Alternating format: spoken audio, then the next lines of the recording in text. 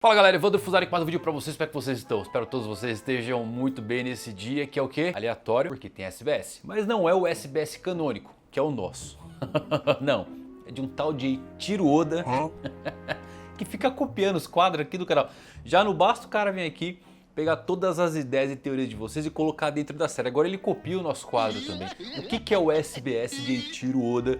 Pra quem tá chegando agora nesse mundo, sempre gosto de lembrar, sempre que sai um volume físico, ou seja, os mangás, o mangá é lançado online primeiro pelo aplicativo da Shonen Jump, o Mangá Plus. Quando tem uma quantidade certa desses capítulos, é compilado e lançado no volume físico. E One Piece acabou de chegar no seu volume 114 e sempre que sai tem um campo de perguntas e respostas do autor, onde ele responde muitos questionamentos, muitas perguntas, por vezes controversas, como se a manjuba do Luffy estica, se a manjuba do Marco regenera. Pois é, você pode perguntar qualquer coisa pro autor de One Piece, vai perguntar o quê?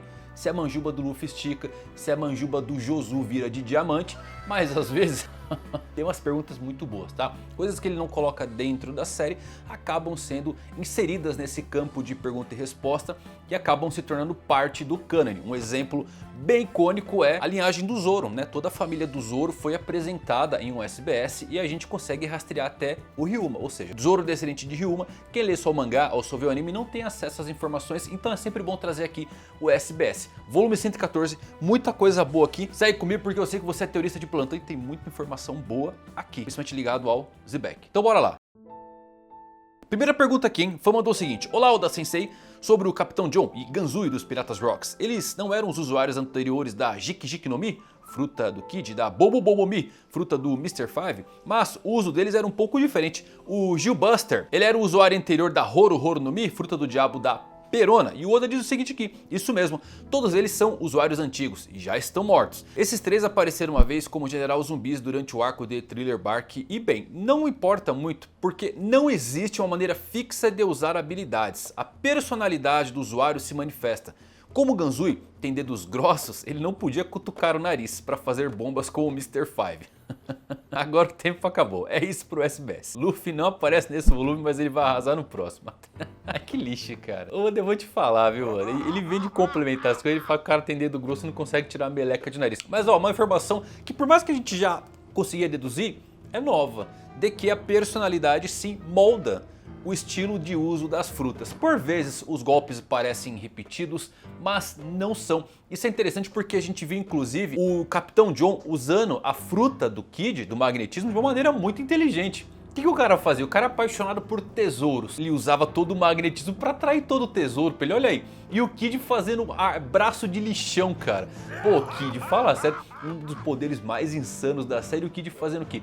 Braço de lixão, enquanto o John, muito inteligente, podia fazer um braço de ouro, só tesouro, roubar tudo uma ilha inteira usando esses poderes dele. Então apesar da gente já saber que a habilidade não é fixa para cada Akuma no Mi, como às vezes tem uma repetição, era bem comum as pessoas acharem que inclusive, sei lá, o antigo usuário da fruta do Luffy conseguia usar os Gears como ele, mas não.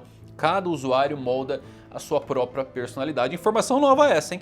E bem interessante para quem quer fazer teoria relacionada a poderes e despertar e as frutas que vão aparecer na série. Aí vem uma outra pergunta bem legal. Eu não vou ler todas as perguntas porque tem umas perguntas que são meio bobinhas, que nem jogo na tripulação do Chapéu de Palha. Então vamos pro que interessa, que essa aqui é boa. Odati, será que o capitão dos Piratas Cujas sempre se torna imperatriz de Amazon Lily? Olha que informação legal isso aqui sobre a hierarquia das Amazonas. E Oda fala o seguinte: na verdade é o contrário. Primeiro, existe um ditado em Amazon Lily: neste país a força é beleza. A pessoa mais forte e bela conquista o trono como imperatriz. Simultaneamente, ela também serve como capitã dos Piratas Kuja.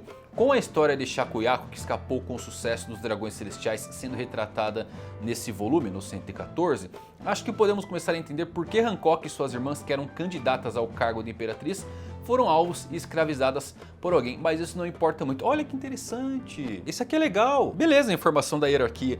Mas o fato da Boa Hancock e das irmãs serem aprisionadas já foi por conta da Shakuyaku. Foi uma remanescência da mulher mais... Lembra achar que ela parou a economia mundial, cara. Eu acho essa informação muito louca. A mulher era tão bonita que a economia mundial parou. E aí eles capturaram a Boa já esperando que ela se tornasse uma mulher tão bela. Interessante essa informação, hein, cara. Já mostra que os nobres também são nojentos desde sempre, né? Mas informação muito interessante essa daqui, tá? Isso que eu gosto, assim, porque são umas partes de complemento da história, que assim, por mais que muita gente nem se importe com a Amazon Lily, com as Amazonas, eu particularmente gosto porque faz parte da construção do mundo em si. Quando você agrega todo esse valor, né, então é uma informação legal de por que elas foram capturadas, uma remanescência do caos que Shaq causou com sua beleza a nível mundial. Da hora. Aí um complemento ainda mais legal, ó. Uma outra pergunta que foi o seguinte aqui do fã. A jovem gloriosa foi retratada usando os mesmos brincos de cobras que Hancock. Além disso, parece que Shakuyaku e Tritoma usavam acessórios diferentes antes de se tornarem capitãs, mas passaram a usar os brincos de cobra depois. Seria uma regra que os capitães dos Piratas Cujas usam esses brincos ao longo das gerações? E Oda fala o seguinte: assim como na questão anterior, ser imperatriz vem em primeiro lugar. Pense na coroa como algo que é passado de geração em geração. Depois que abdicam do trono, elas têm liberdade de continuar usando ou retirá-la. Que legal, cara. Então é basicamente a coroa da imperatriz. E isso é legal pra caramba, é porque eu falo. É uma informação que não adiciona muita coisa. Eu particularmente gosto, achei bem legal essa daqui. Agora essa pergunta aqui, galera do céu. Kozuki Moria, visto na capa do 1158. É na verdade Gekko Moria? Aposto que você já recebeu uma montanha de perguntas sobre isso, mas por favor, nos conte. E o Oda fala o seguinte: isso mesmo. Na verdade, eu queria revelar isso durante o arco do País de Wano, mas não consegui encontrar uma abertura certa para encaixar. Com base nas informações que compartilhei com vocês até agora, o Moria foi descrito assim. Ele já lutou com o Kaido, após toda a sua tripulação ter sido morta, ele desenvolveu uma personalidade dependente dos outros, ele possuiu o cadáver do lendário samurai Ryuma e a famosa espada Shusui. A partir desses pontos, você poderia imaginar que ele já havia estado em Wano antes, mas o que realmente quero compartilhar é o motivo da sua luta contra o Kaido. Quando o Moria era menino, ele foi parar na costa de Wano. O povo da região de Ringo acolheu ele calorosamente.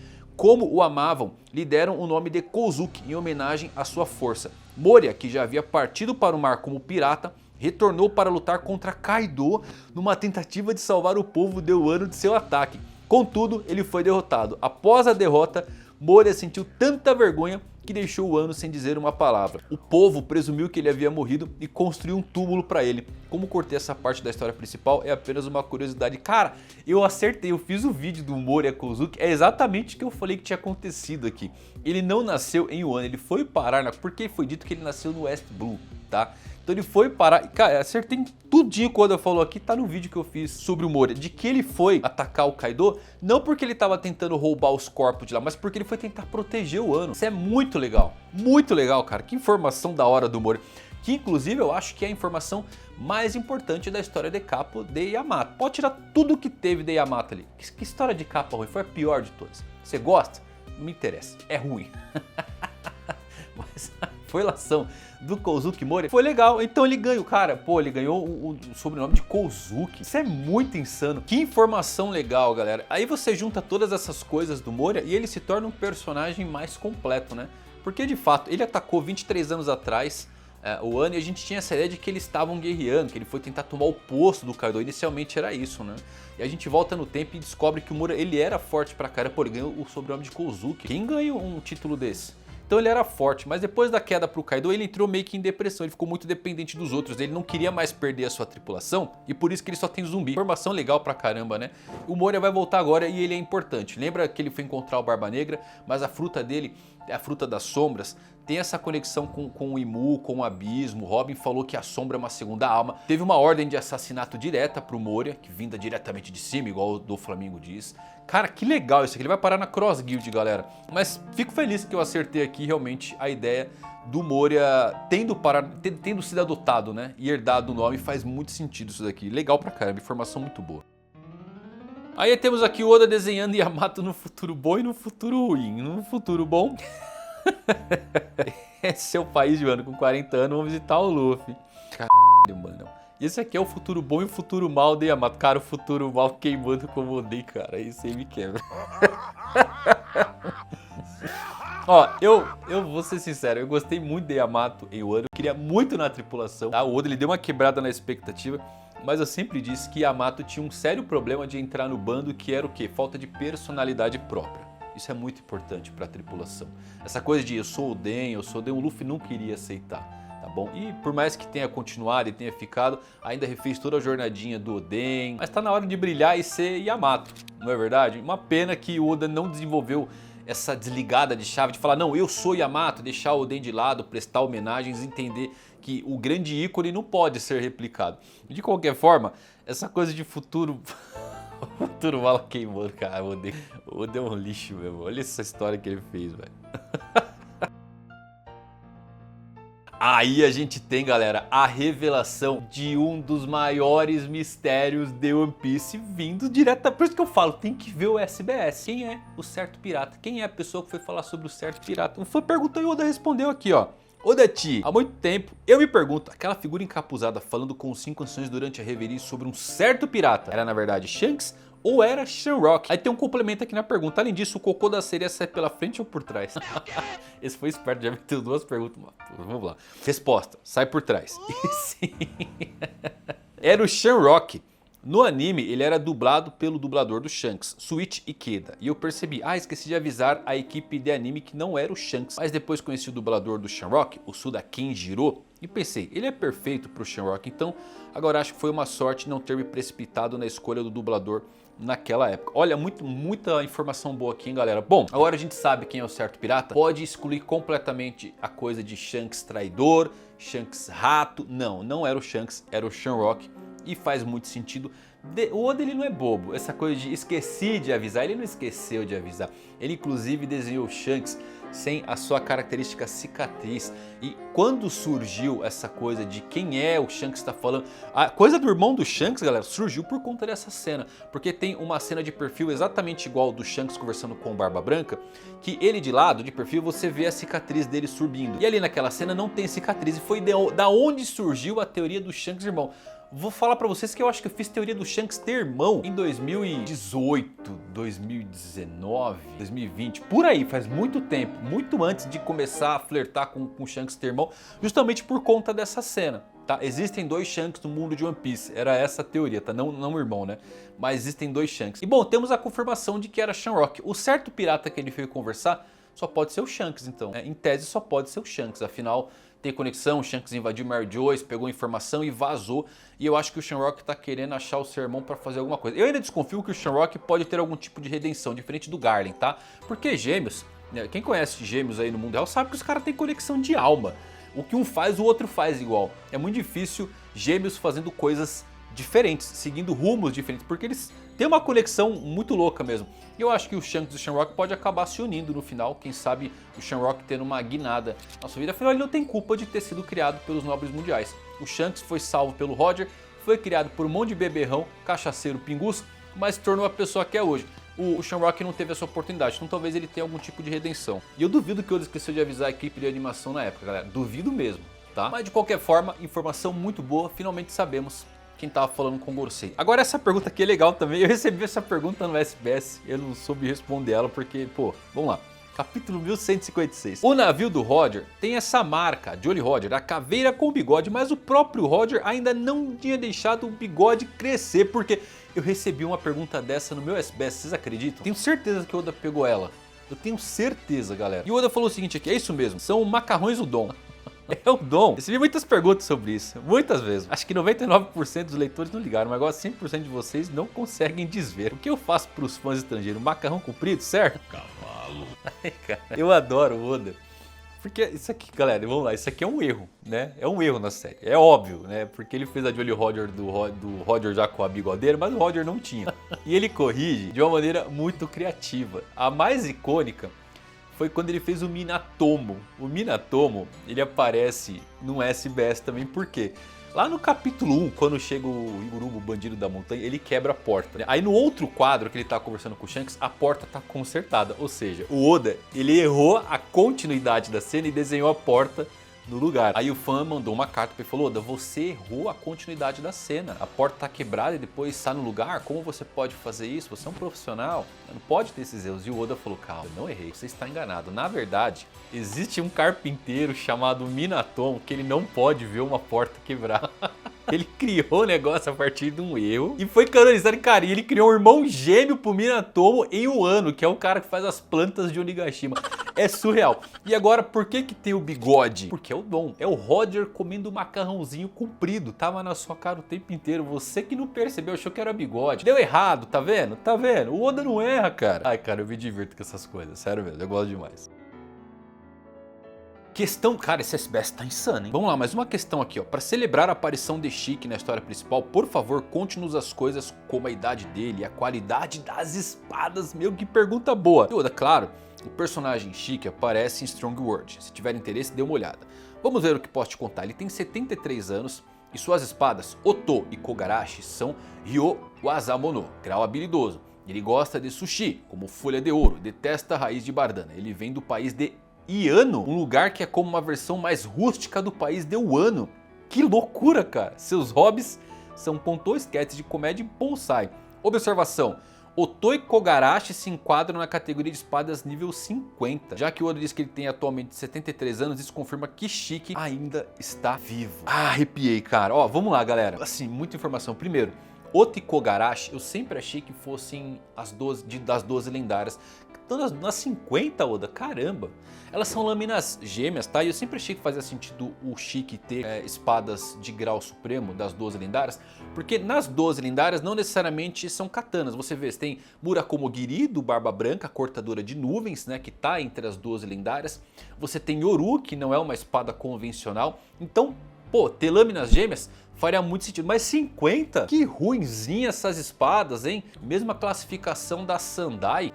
Se o Oda falou, tá falado. Agora isso daqui, galera. Ele tem atualmente 73 anos e confirma que o Shiki está vivo. O que eu fico falando pra vocês? O Shiki é o único personagem da velha geração que não tem o ciclo fechado dentro da história. Strong World, o desfecho não é canônico. Nunca que um Luffy pré-time skip é derrotar um Shiki. Impossível isso acontecer. Ele tá por aí ainda. Achei que ele estaria em Elbaf, Eriscoper Gaban. Aonde ele pode estar agora? O Homem Marcado pelas Chamas? É a única figura que resta. O Oda tem que fechar o ciclo. Ele é o único pirata da velha geração que não teve o ciclo, a história fechada. Todos os outros já caíram, morreram ou se aposentaram. O Shiki não. Cara, que informação boa essa daqui, galera. Agora, país de Yano, do nada assim. Será que o Fujitora vem desse país de Yano? O Fujitora ele foi apresentado em um SBS também como um guarda do reino Aoi. Tá, mas ele podia estar trabalhando lá, podia ter se filiado depois de se cegar. Ele falou que viu alguma coisa, a gente não sabe ainda, né? O que levou ele a tirar sua própria visão. Será que ele vem desse reino dele? Porque ele tem uma temática muito parecida também. Que legal isso aqui, hein, galera? Interessante pra caramba, hein? Fujitora pode ser daqui também. O tal do reino Aoi que ele protegia, servia e trabalhava como guarda antes do draft mundial recrutar ele como almirante, talvez fosse o país que ele estava trabalhando ali, de boas, tranquilão, mas não necessariamente é o país de origem dele. País de Yano, hein? Pô, que informação boa do Shiki, hein? Muita informação boa. Shiki, Homem Marcado pelas Chamas. Coloca na mente aí, porque agora tá difícil tirar isso daí, que tem que fechar o ciclo dele. O Oda acabou de confirmar que o bicho tá nativo aí, vai voltar. Então, bom, cara, que SBS, hein, galera? O nome da mãe do Shanks do Shamrock também é revelado, Magnolia. Seria ela David Magnolia? Eu acredito que sim, tá? Faz um pouco de sentido. Tem Rocks, por que não pode ter Magnolia? Magnolia é uma flor. Curiosamente, nome de flor tá atrelado às Amazonas. Todas as Amazonas têm nome de flor relacionados a ela. Curioso isso, né? Mas ao que parece ela estava em God Valley. Não acho que veio da Ilha das Amazonas. Pode ser algum tipo de conexão que a gente ainda não conhece, mas dá para pesquisar um pouquinho mais a fundo. Seria ela, David Magnolia? Eu acredito que sim, tá, galera? Essa coisa do Shanks ser a criança prometida é porque ele pode ser da linhagem do Dave, pode ser um D. Faz muito sentido, eu gosto bastante dessa conexão. Mas, bom, Magnolia, o nome dela pelo menos foi revelado. Aí, meus amigos, ai, cara, essa daqui, ó, eu vou acertar essa, vocês vão lembrar. Vou lembrar, falar, pô, eu vou descer, irmão, o que é brabo mesmo. Nome do navio do Zebek, Brock's Fury, pô, que nome insano. Adorei. Nome da espada do Zebek. Cara, que nome. Ah, velho, o nome da espada do Zebek. Eclipse. Arrepiei. Arrepiei. Chega o diabo do Roger, coloca o nome de Ace, coloca o nome da espada dele no filho. Pô, Roger, dá licença, cara. Cara, eu arrepiei mesmo. Eclipse, o nome da espada do Zebek. Por que isso faz muito isso? Como é que é o nome do navio do Barba Negra, galera? Me fala o nome do navio do Barba Negra. Não é o Sabre de Zebek? Qual que é a teoria mais insana do Barba Negra pro final, game final? O eclipse acontecendo. E ele usando a totalidade dos poderes da escuridão. Agora tá deixando pistas. Se com Roger a espada se chamava Ace e o filho chamou Ace, Rocks com a espada eclipse, o filho pode causar um eclipse também. E eu acredito muito nisso. Eu gosto demais, cara, eu tô arrepiado dessa conexão.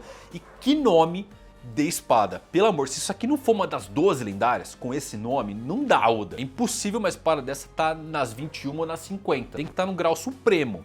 Mesmo nível da Ace. É pancada. Pô, ele dava tiro de canhão com essa espada aí. Era as porradão, né? Galera, isso aqui pra mim é uma confirmação que vai ter um eclipse no mundo de One Piece. Da onde que surgiu essa coisa do eclipse? Só pra contextualizar, acho que vale a gente relembrar isso, né?